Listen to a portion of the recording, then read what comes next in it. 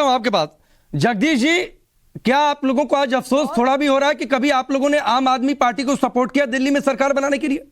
देखिए राकेश जी, यहाँ थोड़ा सा गलत बात कर रहे हैं। आम आदमी पार्टी और बीजेपी एक ही सिक्के के उल्टे sir please Jagdish ji sir please आज सियासत की बात मत करिए सर। मैं बिल्कुल सियासत की बात नहीं करना चाहता हूं। आपकी और भाजपा की वैचारिक लड़ाई हो सकती है सर, हमें ना तो उसमें घसीटिए ना तो हमें उसके बीच में पड़ना है सर। आप अपनी सियासी लड़ाई सर प्लीज बाहर सड़क पर लड़िए। जो केजरीवाल देख रहे हैं वही कर रहे हैं। और मैंने आपसे सवाल पूछा कि क्या आप लोगों को आज अफसोस हो रहा है कि आम आदमी पार्टी को कभी सरकार बनाने के लिए आप लोगों ने दिल्ली में सपोर्ट किया? हमें तो पहले दिन से अफसोस है कि दिल्ली की जनता ने किसको चुन लिया। कहते राजनीति बदलने आएंगे, जेल से राजनीति चलाएंगे। हमने तो सोचा नहीं था कि ऐसे लोग आ रहे, इतना बड़ा बदलाव लाएंगे। हमने तो सोचा था अभी दिल्ली में आ गए हैं, रामराज लाएंगे, लोग खुशहाल हो जाएंगे। पहले दिन से जब चुनाव आते हैं कोई ना कोई बड़ा प्रोपेगेंडा लेके आ जाते हैं जिसका हम शुरू से विरोध करते हैं। ये राजनीति के लायक नहीं है, इनको राजनीति आती नहीं है। झूठ बोलना आता है, जोर जोर के बोलना आता है और झूठे ही वादे कर रहे हैं। अभी चुनाव आया था, मैंने देखा कूड़ेदान की बात कर रहे थे, कूड़े पर पहुंच गए थे। उस दिन से कूड़ा साफ होगा चुनाव जीतने के बाद। कहीं ना कहीं ऐसे लोग जो सत्ता के लालच में दिल्ली और देश को बर्बाद कर रहे हैं, हम उनका विरोध करते और करते रहेंगे। हमें दुख है जो पत्रकार जो चौथा स्तंभ मीडिया हमारे समय में था, आज उसकी दुर्दशा हो गई है। ठीक है, मुझे खुशी और तसल्ली इस बात की है कि कांग्रेस पार्टी को कम से कम अफसोस है कि कभी उसने आम आदमी पार्टी को दिल्ली में सरकार बनाने के लिए सपोर्ट किया। आप इस बात को स्वीकार कर रहे हैं तो मुझे तसल्ली थोड़ी सी मिली आपकी इस बात से। निर्मल कौर जी, एक पुलिस ऑफिसर ड्यूटी पर रहे और बिना बैच के रहे, क्या मतलब हो सकता है इसका?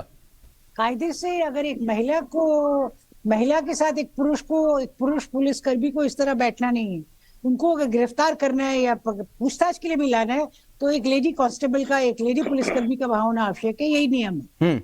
और सूर्यास्त के बाद तो आप वैसे किसी महिला को नहीं गिरफ्तार कर सकते। नहीं, ये बिना बैच के जो पुलिस था, पुलिस के लोग थे, वो अनियमित है। पुलिस वाले को हमेशा एक नेम टैग अपना होना चाहिए, उसका नाम उसको पहनना ही है अपने यहाँ चेस्ट पर, पॉकेट के ऊपर। यही नियम। और वो बिना नाम के पहुंच गए क्योंकि उसके मन में पहले से चोर था, वो तो गलती करने गया था। वो नहीं चाहता था कि वो मीडिया की नजर में आए या किसी की भी नजर में आए। ठीक है। अवधेश जी, दो बातें हैं। एक तो उनकी सरकार के मंत्री जो हमने शुरुआत में सुनवाया कटारू चक है, उन पर आरोप, उनमें SC/ST एक्ट आपको नहीं दिखाई देता है।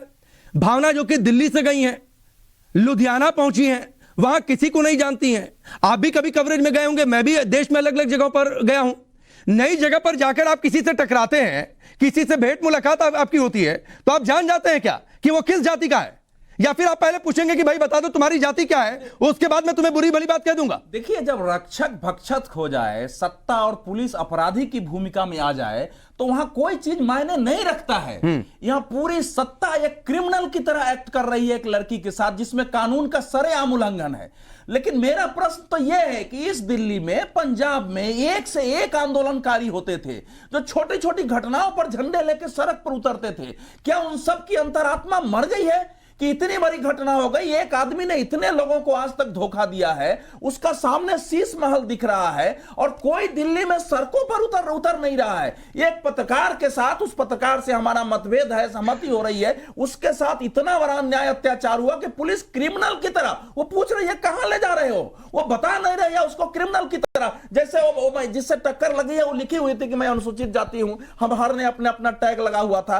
तो मैं तो उन सब लोगों से अपील करूंगा, जगदीश जी से भी करूंगा, ये बीच बीच में उतरते रहे हैं कि 25, 50, 100 लोगों को लेकर जरा उतरिए तो इसके खिलाफ, इस कार्रवाई के खिलाफ, तभी पता चलेगा कि आप लोग पत्रकारों के साथ हैं। और पत्रकारों के अरविंद केजरीवाल के खिलाफ अगर इस देश में, इसके बावजूद, शीश महल के बावजूद अगर लोग खड़े नहीं होते हैं तो मैं मानूंगा कि इस देश के एक्टिविस्टों का, आंदोलनकारियों का, यहां तक कि पत्रकारों का भी नहीं, एक चीज और है, आपने अच्छी बात छेड़ी अवधेश जी। ये अवार्ड वापसी गैंग, बात बात पर चिट्ठी लिखने वाले, ये लोग कहां हैं? वही तो कह रहा हूं, अवार्ड वापसी गैंग, लुटियन मीडिया के पत्रकार, सो कॉल्ड ह्यूमन राइटिस्ट, और वैसे पत्रकार जो कि अरविंद केजरीवाल ने किराया का घर जब ढूंढ रहे थे तब बड़े बड़े लेख लिख रहे थे। अरे इतना वो सब नहीं, देश ये सब देख रहा है, देश ये सब देख रहा है।